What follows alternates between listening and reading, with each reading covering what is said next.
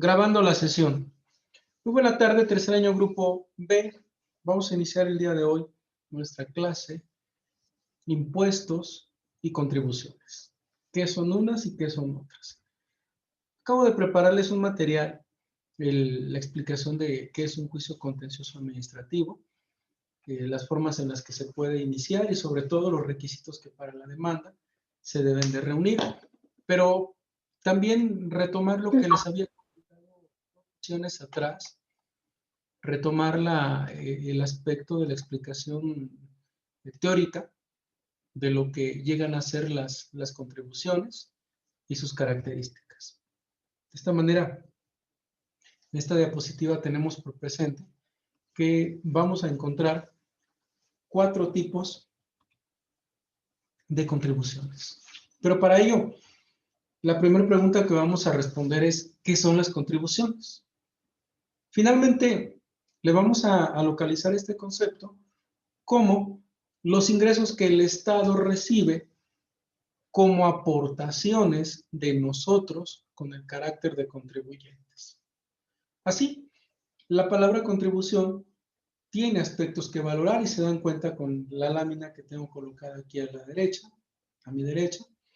En primer lugar, el elemento que vamos a encontrar en una contribución es el objeto. O sea, ¿por qué ese impuesto? ¿Para qué sirve? ¿Cuál es la intención? ¿Y qué va a agravar o afectar del dinero que yo recibo? El sujeto, si se dirige a personas físicas, a personas morales, quiénes son los que están dentro de esta figura, quiénes no, y así surge la palabra exención. Puede ser una persona física, puede ser una persona moral, las que queden exentas o libres de pagar la contribución que les lleguen a generar. La tarifa, que es el monto, la cantidad de dinero que yo voy a tener que entregar por producto de mi trabajo o de la operación que yo haya realizado. La época de pago, cuándo tengo que entregar a Hacienda esa cantidad de dinero que le corresponde como gravamen impuesto a mi persona. Las infracciones, no nada más voy a pagar la tarifa que me impongan por esa actividad. Si me equivoco, si no lo entrego en tiempo, además de ello, los recargos, las multas, las aportaciones, los gastos de cobranza y o ejecuciones. Y al final, la palabra sanción. ¿Qué implica esa palabra? Desde que lleguen y te requieran a tu casa, desde que lleguen, rompan chapas y cerraduras, ingresen con auxilio de la fuerza pública, extraigan muebles o en su caso embarguen el bien inmueble y lo rematen en pública al moneda. Ese es el procedimiento que tienen las contribuciones. ¿Y a qué las destinamos? Es muy fácil. A obras de infraestructura o provisión de servicios públicos, como puede ser la salud, la educación, el alcantarillado, etc. Y ahí es a donde encontramos las clases o las diferencias que tenemos entre impuestos y contribuciones. Los impuestos ya los ubicamos y en ellos vamos a dejar muy clara la situación. El artículo 2 del Código Fiscal de la Federación nos marca 4 tipos de contribuciones, es decir, lo que tú tienes que aportarle al Estado.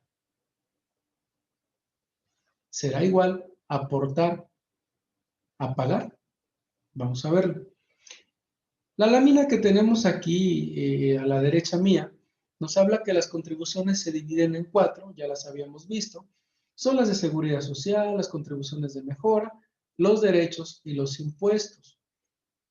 De manera general, los impuestos son un tipo de contribuciones. Así lo vamos a ver. Entonces, si dijéramos, ¿cuál es la diferencia entre una contribución y un impuesto? Que el impuesto es una parte o una forma de entregar una contribución al Estado. Así, los impuestos los vamos a ver en primer lugar de manera directa y de manera indirecta como una obligación que tenemos en México como personas físicas o morales a pagar lo que resulte por mi trabajo con el impuesto sobre la renta. Lo que resulte a razón del 16% cuando tenga yo impuesto al valor agregado, 16%, y me regreso al impuesto sobre la renta. El deber mío de declarar cuando excedo los 400,000 pesos de ganancias por mi trabajo al año. Al año 400,000 pesos. Y el impuesto que ustedes han pagado y que no sabían que lo han hecho, el famoso IEPS, aquella carga que se impone a todo lo que son gomitas, refrescos de sabor, los derivados de azúcar, algunos derivados de gasolina, transporte, etc. Ahí están insertos. Y bueno, en cuanto a las contribuciones en su modalidad de seguridad social, son aquellas que, por lo que hace a vivienda, a salud, a pensiones, a servicios médicos, cierto sector de la sociedad los llegan a cubrir o a generar. ¿Quiénes son estos sectores? Gobierno, capital y trabajo. ¿A dónde enderezan estas aportaciones? A un fondo para lo que es el Infonavit, o sea, el Fondo Nacional para la Vivienda de los Trabajadores.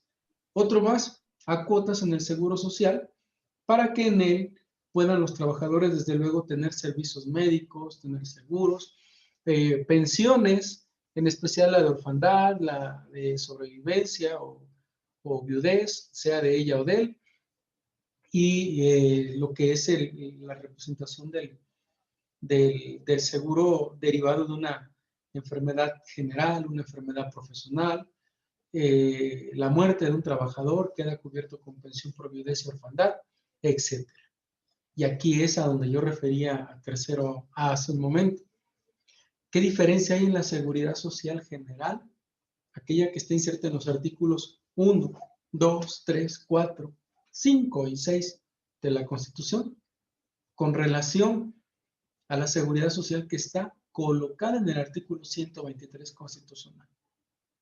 Estas aportaciones que ven en la lámina están netamente insertas en el 123, apartado A y apartado B. Y atrás de ellas hay una relación laboral entre un patrón y un trabajador. Y eso lo vimos en el semestre pasado. En cambio, la seguridad social a la que tenemos derecho todos en México, por el solo hecho de pisar territorio nacional, está inserta en el artículo 1, párrafo primero, y eso lo he comentado muchas veces con ustedes. Alguien me puede decir, profe, pero entonces las caravanas de inmigrantes que vienen desde Honduras y que llegan a México y pretenden entrar a Estados Unidos, ¿tienen derechos? La respuesta sería sí. ¿Pueden trabajar en México y se les debe de pagar? La respuesta también sería sí. Profe, pero no son mexicanos. Diría sí, pero agregaría un pero. La Constitución Política de los Estados Unidos Mexicanos te dice que aquella que en todo caso ingrese a territorio nacional, o sea, México, y a todo aquello que tenga la bandera mexicana, un barco, un submarino, un avión o una embajada mexicana donde la haya, en ese momento goza de las garantías y los derechos humanos de esta Constitución. Y ahí está inserta la seguridad social general, que debiera estar protegida por la Secretaría de Salud con toda su infraestructura, pero que la han mandado a que órganos como el IMSS soporten toda la carga en servicios médicos con cuotas o con aportaciones de trabajadores, de patrones y del gobierno. Por eso es que el IMSS se encuentra sobresaturado en este tipo de temas. Las contribuciones de mejora, sin lugar a dudas, estas las vamos a encontrar en todo lo que es la obra pública. Todo aquello que sale desde nuestro domicilio hacia la calle y hacia donde caminemos, llámese una carretera, una banqueta, un parque, un jardín, todos los servicios públicos, el alcantarillado, la pavimentación, el traslado del agua potable, incluso el propio transporte público, todo ello son servicios públicos y traen como consecuencia precisamente el hecho de que el Estado genere contribuciones para mejorar los servicios. Eso es lo que en la teoría pura del derecho fiscal tenemos que manejar y entender todos. Una contribución por derechos son pagos pagos que nosotros hacemos por un servicio público, por un bien que el Estado nos brinde. Y aquí, bueno, hay situaciones en las que estamos exentos del pago de ellas, pero en la mayor parte de ellas no, debido a lo siguiente. Son dineros que el Estado recibe por habernos realizado una prestación de un servicio. Esto es, inscribir en el registro del Estado Civil de las personas, o un acta de matrimonio, un acta de defunción, un acta de divorcio, un acta de reconocimiento de paternidad, el CARDEX en el que están las calificaciones de ustedes, los certificados, etcétera. Todo ello tiene un pago que ingresa a la cuenta del gobierno del Estado.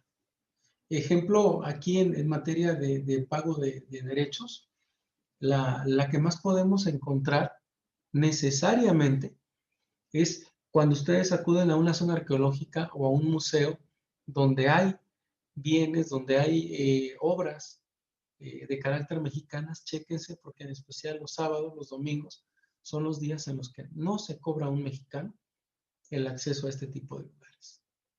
Esto es lo que les tengo que presentar de impuestos y de contribuciones y enseguida voy a presentarles el procedimiento, el proceso contencioso administrativo federal. Este es un video del 9 de agosto del 19 que nos explica de manera toral este tipo de juicios. No vamos a ver todo el video, veremos aproximadamente 3 minutos con 40 segundos. Bien, pongamos atención, por favor. El video ganador de la semana fue sobre el proceso administrativo federal, específicamente sobre el juicio de nulidad. Es un hecho que una de las materias más complicadas en derecho es la materia administrativa, principalmente por la cantidad de legislación aplicable a cada caso en concreto, lo que hace necesario cierto grado de especialización, o cuando menos de mayor estudio del caso concreto. Primeramente debemos conocer la ley procesal aplicable, la cual, para el caso de los juicios de nulidad, a jurisdicción de los tribunales federales de justicia fiscal y administrativa, es la Ley Federal del Procedimiento Contencioso Administrativo. Una vez que sabemos la ley procesal aplicable, debemos conocer qué tipo de actos administrativos son de competencia federal, lo que en cierta medida es sencillo, puesto que todo acto de autoridad emitido por dependencias federales conlleva la competencia necesaria para ser impugnado ante los tribunales federales de justicia fiscal y administrativa. Sin embargo, se debe tener cuidado, puesto que la Ley Federal del Procedimiento Contencioso Administrativo, al igual que la Ley de Amparo, contempla causales de improcedencia en su artículo 8, por lo que debes asegurarte de no incurrir en ninguna de estas hipótesis. El proceso contencioso administrativo es muy similar al amparo. Los requisitos que debe contener la demanda son: 1. El proemio con nombre y domicilio. Lo que se conoce como proemio es la parte inicial de la demanda. Ahí llevas, ejemplo, Ángel Amado Domínguez Zacarías, por mi propio derecho, señalando un domicilio para hacer notificaciones. El ubicado en tal y tal lugar, de Puebla a Puebla, colonia tal, código postal tal. Una de las innovaciones, mi correo electrónico es este, mi número telefónico es este, el medio de contacto electrónico o virtual es este, y autorizo, designo como mis abogados patronos para todo tipo de acciones en este procedimiento A, B y Z. Eso es lo que va en esa parte de la demanda. En esta materia se pide también el domicilio fiscal y una dirección de correo electrónico donde se puedan practicar las notificaciones. Escuchen esa palabra, el domicilio fiscal, aquel que tú asientas cuando tramitas tu RFC o tu Registro Federal de Contribuyentes. Ese es el que queda como auténtico para esta secretaría, con la intención de que ahí tengas un domicilio fijo. Si te cambias, tendrás que notificar este cambio de domicilio. 2. La resolución o acto de autoridad impugnada, mismo que de forma preferente debe ir como prueba anexa a tu escrito inicial de demanda. 3. La autoridad o particular a quien se demanda. Hay que recordar que en estos casos, la autoridad también puede fungir como parte actual. 4. El tercero interesado cuando exista. La figura del tercero interesado aplica cuando existe una parte interesada en que. Aquí están las partes procesales. En el 1, ¿quién demanda? En el punto 2, ¿qué es lo que está demandando? En el 3, obvio, ¿quién es el demandado? Pero como dice la voz que escuchamos, puede que el actor sea el Estado a través de la Secretaría de Finanzas y el demandado, sea una persona jurídica o una persona física. Y el tercero interesado, aquel o aquella persona física o moral que tenga el interés con relación a la sentencia que aquí se vaya a dictar. El acto de autoridad subsista o que haya sido la persona que haya gestionado dicho acto de autoridad. En muchas ocasiones no existe como tal un tercero, puesto que la mayoría de veces en estos casos los actos de autoridad impugnados se dan con motivo de las facultades de comprobación de las autoridades. 5. La narración de hechos de la demanda. Al respecto recomendamos ver el video sobre cómo narrar hechos en una demanda. 6. Las pruebas que se ofrecerán desde el escrito inicial de demanda. Esto es importante a tomar en cuenta. No existe un periodo probatorio como tal, por lo que las pruebas que tengan intención de ofrecer para el proceso deberás hacerlo desde el escrito inicial de demanda. 7. Los conceptos de impugnación. Estos son los motivos por los cuales, en el caso de una nulidad, les pides al tribunal deje sin efectos el acto de autoridad. Es muy similar a la redacción de agravios, por lo que sugerimos ver el video sobre cómo redactar una norma. 8. La petición específica al tribunal. Es decir, aquí la ley nos pide ser específicos con la petición, ya sea de nulidad de un acto de autoridad o la devolución de alguna cantidad en específico o una indemnización. En fin, la ley pide ser específico con la petición concreta como objetivo del proceso. Ahora bien, una vez que tenemos la demanda con sus requisitos, la materia administrativa federal nos da la opción de presentar la demanda de forma tradicional, es decir, llevar el juicio por escrito o bien llevar el juicio con tramitación en línea, para lo cual se debe pedir un registro de usuario ante la sala regional que más próxima tengas para poder acceder al sistema. Es importante tener en cuenta que se tiene un término de 30 días a partir de que se tiene conocimiento del acto de autoridad e impugnarse. De lo contrario, se puede tener por consentido de forma tácita el acto de autoridad por no haber presentado la demanda en tiempo y forma. Aquí va a cambiar mucho el procedimiento legal, el procedimiento de los juicios, en lo que es el contencioso administrativo, porque no nada más te van a notificar de manera tradicional en tu despacho, sino que además de ello, podrá la autoridad notificarte a través de correo electrónico. Y ahí el derecho informático cobra una importancia total porque ya no puedes negarte a decir que el actuario no fue y te notificó, dado que cae de manera electrónica a tu correo y si tú no revisas la notificación, estarás en una gran complicación. Este es el planteamiento que nos hacen de este tipo de juicios. Vamos a ver al inicio de este procedimiento, cómo la secretaria de juzgado, que es la dama que tenemos a mi izquierda, hace la presentación de las partes, solicita que se pongan todos de pie porque va entrando el magistrado. Arriba tenemos a mi derecha, precisamente donde dice la palabra magistrado, a quien va a resolver este juicio. Le sigue el actor con su representante, que en este caso es un particular, con un abogado particular también. Y abajo, como demandado, el representante legal de un ayuntamiento, esto es, en el estado de Nuevo León. Vamos a ver ¿qué ocurre con ello? Pongan atención, la norma marca, la regularidad en este tipo de procedimientos te manda que se presenten todos los bloques. Es decir, quien demanda tiene que presentarse el actor, o sea, el que demanda, y su abogado, y después el demandado. Enseguida el tercero interesado, y ya se plantea el caso. Aquí hubo un error por parte del magistrado, ahora es un error en un tipo de juicio nuevo, un tipo de juicio que no estamos acostumbrados a él, al menos en México, nada más en materia laboral, en materia agraria, pero que en la práctica, regularmente, al ir cobrando experiencia, este tipo de procesos te van resultando con errores. Pongan atención. Buenos días, favor de tomar asiento.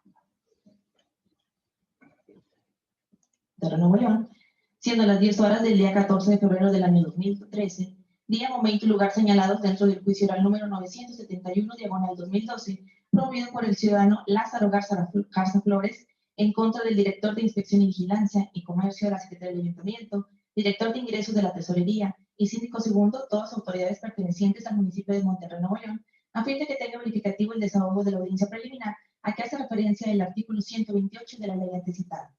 Presidirá esta audiencia el ciudadano licenciado Genaro Sánchez Martínez, magistrado de la Tercera Sala Ordinaria del Tribunal de Justicia Administrativa en el Estado. Dicho lo anterior, se hace constar y se certifica en términos del ya mencionado artículo 120 de la Ley de Justicia en Consulta que hasta este momento se encuentran presentes el ciudadano Lázaro Garza Flores, parte actora, quien se identifica con credencial para votar con fotografía, con número de folio 34201509, expedido por el Instituto Federal Electoral, Registro Federal de Electores, así como también la presencia del licenciado José Alfredo González Morales, abogado autorizado de la parte actora, quien se identifica con copia certificada de su cédula profesional número 1119-728, expedido por la Dirección General de Profesiones, Secretaría de Educación Pública. Así como también contamos con la presencia del licenciado